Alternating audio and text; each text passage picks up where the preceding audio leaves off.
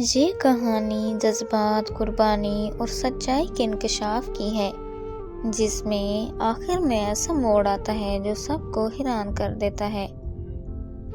Nazi ایک خوبصورت، معصوم اور تعلیم یافتہ لڑکی تھی۔ اس کی شادی احمد سے ہوئی، جو ایک خوش اخلاق، سمجھدار انسان تھا۔ یہ کہانی جذبات، قربانی اور سچائی کے انکشاف کی ہے، جس میں آخر میں ایسا موڑ آتا ہے جو سب کو حیران کر دیتا ہے۔ نازی ایک خوبصورت، معصوم اور تعلیم یافتہ لڑکی تھی۔ اس کی شادی احمد سے ہوئی، جو ایک خوش اخلاق، سمجھدار انسان تھا۔ نازیہ نے خواب دیکھا تھا کہ وہ اپنے شوہر کے ساتھ ایک خوشحال زندگی گزارے گی۔